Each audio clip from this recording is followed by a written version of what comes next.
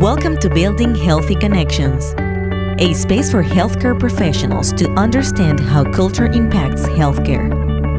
And now your host, Bertine Creveker-West. Hello, and welcome to the next episode of Building Healthy Connections.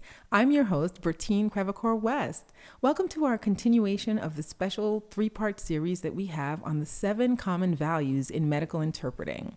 Thanks so much for everyone tuning in last week. We really appreciate all of your questions and your participation. So please continue to tune in and listen and send in whatever questions you might have. You never know, your question might be asked on our show.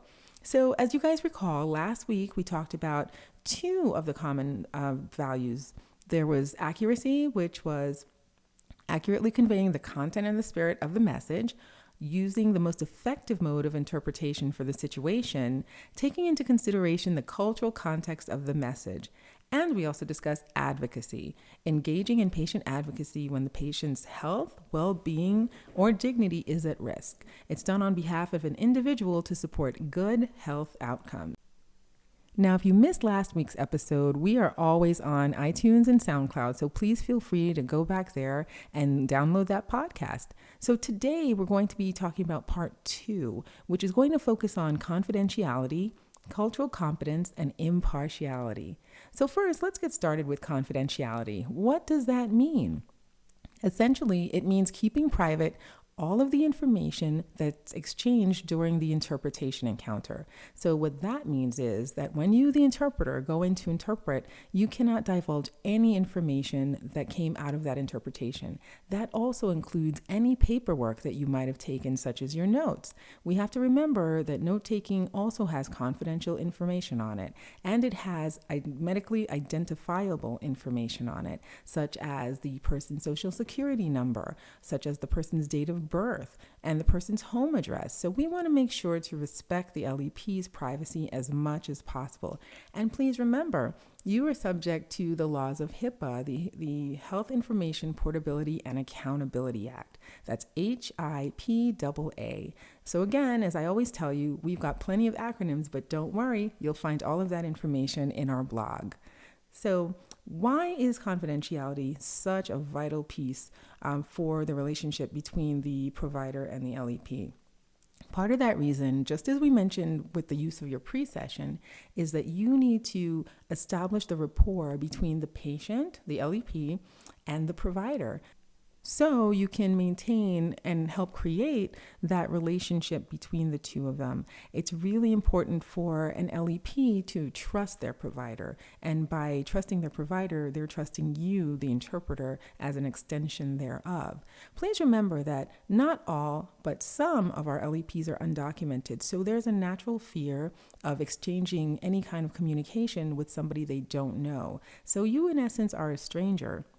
Even though they might have seen that provider previously, they don't know you, the interpreter, so they need to be able to divulge whatever information is necessary. Now, in saying that, it's really important for you to remember that we do not want to make any kind of stereotypes. Not all LEPs want to protect their information because they're undocumented, so be very careful of that. Also remember that confidentiality on your part as the interpreter is important for the provider because the provider is subject to the rules and regulations of the hospital. So if you, the interpreter, break confidentiality for whatever reason, not only are you going to be held liable legally, meaning a lawsuit, but the provider can be held liable, the hospital can be held liable. Everything is related to that interpretation. So any information that you share with a party that is not a member of that interpretation is subject to some sort of liability. So in essence, if the LEP decides to sue you and the hospital, the provider will also be included in that lawsuit. So remember, there's a lot resting on your hands. Now, with regard to note-taking, some people are very uncomfortable when notes are being taken about them. So you have to also, as the interpreter, understand that there is a cultural element to this. A lot of times note-taking in some places and for some people is associated with a traumatic experience. So An example would be if someone came from a country where they were persecuted by the authorities, and so part of that would be keeping files on them. So sometimes people feel very uncomfortable with note-taking because they go back to that same trauma that they experienced in the home country. Therefore, it's necessary to explain to them why you're taking notes, and then as an added measure for their personal safety and security, you would then discard the notes. So you would rip the notes up. Make sure you rip them up in very small pieces and discard them into the trash bin. And it's okay to do this in front of the LEP. I find that it usually makes them feel more at ease. This way, if you see that same LEP again, they'll know your purpose in taking notes because you're there to do that to help them, but they'll also know that you're not going to share that information with anybody. Another way you can display confidentiality is by not engaging necessarily with your LEPs if you see them in public. Some of us as interpreters serve small communities. So you might see some people at your mosque, at your church, at your temple. One interpreter that I knew, she was Buddhist and she would go pray at the temple on a regular basis, but she started to realize that a lot of people she served also went to that temple because she was from a very small community. And so people would begin to know her and ask her questions about their cases. So in a way, even though the LEP is not worried about their confidentiality, you still have to worry about their confidentiality because you are beholden to the code of ethics. And so what she decided to do was to worship at home. Now that's an extreme measure, but by doing so, she was still able to follow the rules. She removed herself from a situation that could have been potentially liable or uncomfortable or even dangerous. So it's really important to understand that sometimes if your personal life spills into your professional life, you have to make some hard choices, and it might involve changing where you worship. Another example is I myself went through it when I went to the market one day. I saw a gentleman for whom I had interpreted previously. Now, the first thing I did was turn away because I didn't want him to see me. This way, he wouldn't feel embarrassed. On the contrary, he was very happy to see me, and he walked up to me and he started speaking. And of course, I was exchanging pleasantries with him. But then he asked me a question about his case, and I had to let him know that I could not speak to him about his case. And that's difficult for LEPs to understand because you've been with them at the providers where they're talking about a lot of personal information.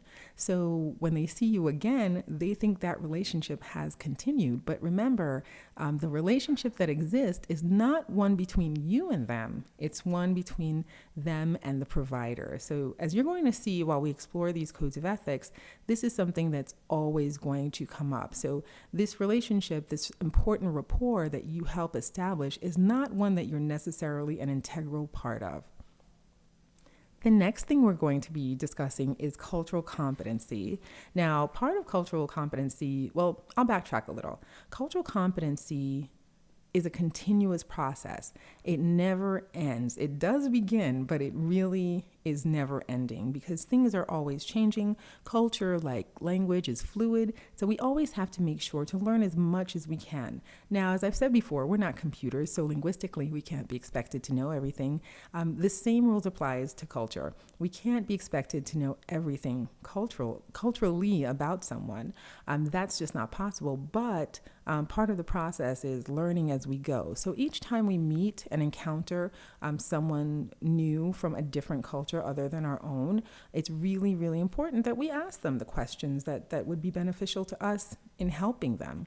So one thing we have to first start with regard to cultural competency is developing an awareness of our own cultures. A lot of times novice interpreters bring their own cultures into play. And I'll give you a brief example of what that is. Let's say you come from a country where there is a class system, so CLASS, right? You come from a country where there's a class system, and so there are, let's call them the haves and the have-nots. And so let's say you're from the haves. You may approach the interpretation from that same cultural mindset, and you might show a certain bias towards people that are from that same culture or that same class system in your culture. Let's say you're from the have-nots. You might come into that interpretation feeling a certain bias towards the haves. As a medical interpreter, part of the next code of ethic, impartiality, is not having that bias. But with regard to cultural competence, you have to realize and recognize that you do have that bias. Now, having said that, everybody has some sort of bias about something. It's because we all have preconceived notions that we're all brought up with culturally. This is not to say they're good or bad, they're just different. And sometimes some are false and they prove themselves to be false along the way in life, and others might hold true. But we cannot, as interpreters, bring that perspective into the medical interpretation. So I always like to say that interpreters are free from the burden of having culture. You just have the interpreter culture, which is one of openness and anything goes. So we really don't have to be tied down to our personal cultural beliefs. So the next part, after developing an awareness of your own culture, is to develop an awareness of other cultures. Again, this goes into asking difficult questions. Asking people, about words that may seem unfamiliar to you. If somebody's speaking and doing a gesture of some sort, you might want to ask them why they're doing that. This will help you better understand that person's culture and that person's the reason that person is speaking as they are speaking and the reasons that brought them to the hospital. Culturally, people view illness in very, very different ways. So taking that a step further, if people view illness in very different ways, they're going to view the causes and the cures for illnesses in very different ways. So these are things to which we need to be aware of as the medical interpreter. One common curative measure for an illness is the Asian practice of coining. And that's when you take a coin and you rub it against the skin until it creates welts and raises the skin. So it releases the illness, if you will. But if you are not a culturally competent interpreter for the particular culture that you would be serving, you might think that somebody just has a lot of scratches on their backs. And then you might be inclined to report this to the doctor. The doctor then would call the social worker. And if it's a minor that's involved, CPS might be called in. So this is one of those things that we need to remind ourselves we need to know about prior to making any kind of value judgment. The next part of cultural competency is to explain the cultural differences to patients and healthcare providers when it's appropriate and necessary so you can facilitate effective communication. It's necessary for you to do because, again, you're helping to build that bridge between the both of them. A provider necessarily isn't aware of that patient's culture. Even though a provider may serve, let's say, a predominantly Spanish-speaking community, we have to remember that there are various cultures for speakers of Spanish, and not everybody will do the same thing or may use a similar idiomatic expression but have it mean something different depending upon the context and that person's cultural perspective. So that's a part of cultural competence. The next and final code of ethic that we're going to be discussing in this episode is impartiality. So impartiality means striving to be non-judgmental. You do not interject your personal opinions, provide any sort of advice to the LEPs, and you don't project personal biases and beliefs. So again, as you will see while we explore these 7 common values, they each are tied to each other in very significant ways. So part of being impartial is when you walk into an interpreting encounter, if you don't shake the hands of one person, then you can't shake the hands of another. So you basically have to treat both the LEP and the provider in the same way. Also, a part of impartiality is being transparent in your communication. So if you're explaining something to the provider, you have to make sure that you explain it to the LEP in their target language. So if I say something in English and someone wants to, and the LEP doesn't hear it in Haitian Creole, I'm being partial to the provider, and I'm not being impartial to both parties. So I can't give one information that I don't give the other two. And you can never leave both parties out of the communication, because then you're not being an interpreter, you're having conversations. And so again, personal biases and beliefs. Try your best. I do understand that everyone is human, and unconsciously we may project certain biases and beliefs, but try your best to always use neutral language, to speak in a voice that is not imposing any particular set of directions towards the LEP. Also, I'll give you an example. If the provider tends to say things like these people or have side conversations, it's best that you remind the provider that you do have to interpret everything that is said, and then you need to say that to the LEP as well so they know what you're talking about. This will deter the provider and the LEP because LEPs tend to be biased as well. Everybody is human. So try your best to remind them that everything will be interpreted. Don't side with one or the other. You really do have to be a neutral party. So with regard to interpreting, consider yourself Switzerland. So you are not on either side, but you are serving both parties. And now we'd like to take a moment to thank our sponsors. The West Linguistic Training Group, LLC, offers a variety of innovative training courses that promote corporate training, media and school translation services, interpreter education, and mediation services. Visit their website at www.westgrouptraining.com. One Voice Medical Interpreters, providing high-quality and dynamic language solutions to organizations in the medical field to help them achieve a fluid communication and better connection with their patients. Visit their website at www.onevoicemedical.com. And this concludes our second part of our special 3-part series on the 7 common values in medical interpreting. Thanks so much for tuning in. Remember to send us all of your questions and stay tuned for the 3rd part of our special 3-part series when we'll be discussing professionalism and respect. You don't want to miss it. Thanks so much and see you next time. Thanks for listening to this episode. Stay connected through our website www.buildhealthyconnections.com or through our social media channels.